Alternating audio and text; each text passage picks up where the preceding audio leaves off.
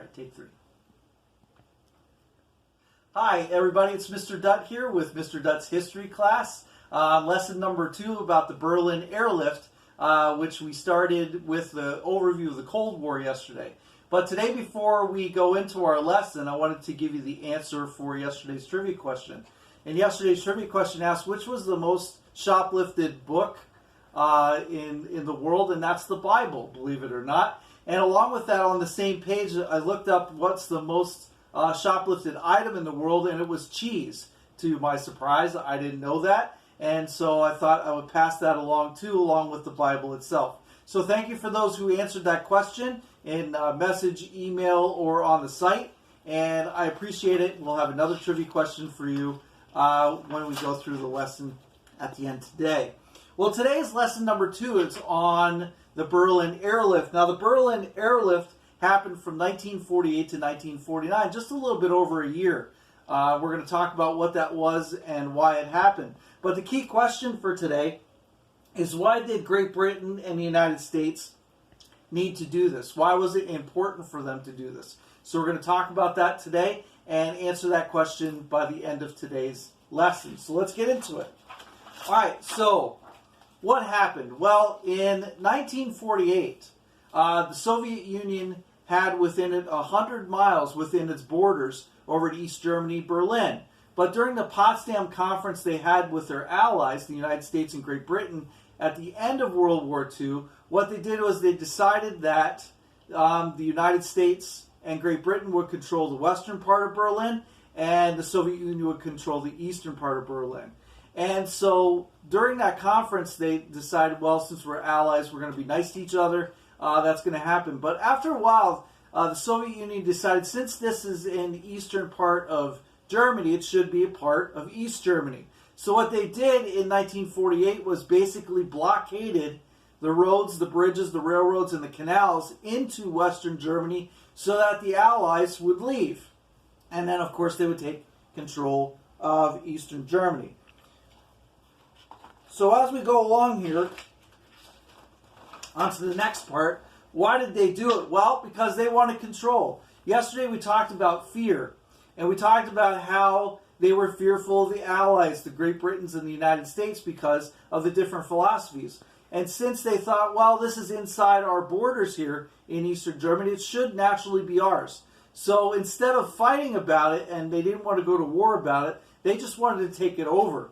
So they decided to blockade all the supplies coming into the West Berliners so that they would give up and the Russians could take over as the United States and Great Britain left. All right, so why did the USSR, the Soviet Union, allow the United States and Great Britain to do airlifts into West Germany if they blocked everything else off?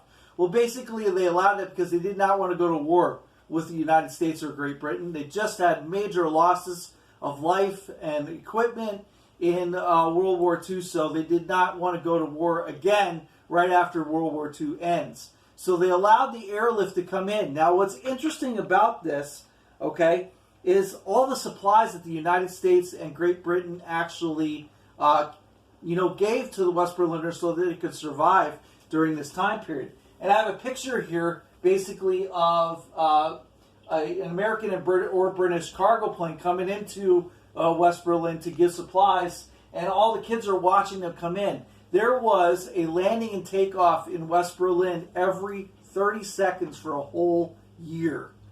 And that provided the West Berliners 2.3 million tons of supplies of like food, oil, and things like that. So that's why the Russians actually didn't do anything about it.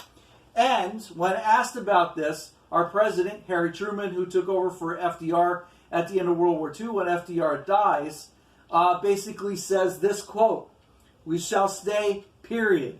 And so that's why they decided to keep the supplies going, because we did not want to give up the part of West Berlin back to the Russians and have it become part of East Germany. All right? So what was the result? Well, as we said, 2.3 million tons of supplies were brought over. The United States stayed, the British stayed, so there wasn't leaving. So on May 12, 1949, the Russians or the Soviet Union decided to forego the blockade and open up the city. Now, the United States and Great Britain kept bringing supplies into it, so if the Soviet Union decided to shut it off again, that they would have supplies in stockpile and they wouldn't have to do this massive airlift that they did in Berlin during this time period. So if you guys have any questions about the Berlin airlift, what we did, how we did it, please message me. Or there's a good article on history.com about the Berlin airlift where this information came from. But before we go, today's trivia question. Of course, Harry S. Truman was our president during this time period. And so we're going to ask you the question is, what does the S stand for in the middle of Harry S. Truman's name? If you'd like to message me and put that on the YouTube channel, or if you'd like to email me or message me, that would be good too. Thanks, guys. We're looking forward to seeing you tomorrow, and thank you so much. Take care.